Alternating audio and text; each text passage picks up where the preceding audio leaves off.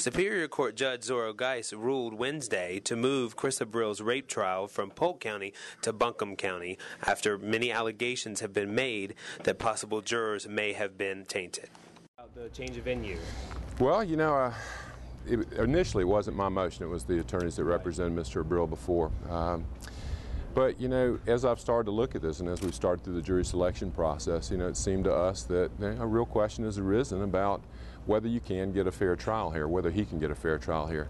You know, when you break it down, you've got the people that support him and you've got the people that don't support him, and there's very, very strong feelings on both sides of this issue. What changed your mind?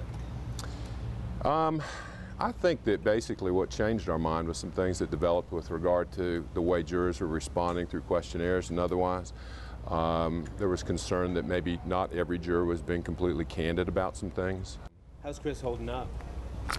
About as well as can be expected. I can't imagine what it would be like to be facing charges where the possible penalty was life imprisonment. You know, you've got children that are in high school here and a family that's here, and despite being in law enforcement your whole life, I don't know, you know, I can't imagine how someone could handle that pressure. He's holding up well, though. He's, you know, he's trying to do his job. Some people, because in a community like this where he is the sitting sheriff, there's a chance that somebody on the state's witness list may need some help. And if they need help and they call in, you know, that he's not the one that can respond to that. And so we're putting into place and have put into place procedures where if calls come in, they need to be responded to. If there are people that are associated with the state's case, then we're going to get a neutral law enforcement agency if at all possible, and certainly he won't be the one to respond. Did Chris have any contact with those jurors? Well, everybody has contacts with the jurors because we're all here in the same courthouse. You know, the kind that was alleged? No.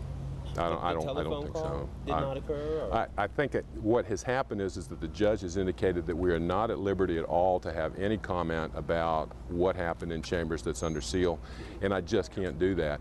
I will say this, that here at the courthouse, one of the practices that is not followed here is that the potential jurors don't have a badge on that says juror. And when you're getting ready to go into a trial and people come in, it's not necessarily clear if they're a juror or whether there's somebody here in support.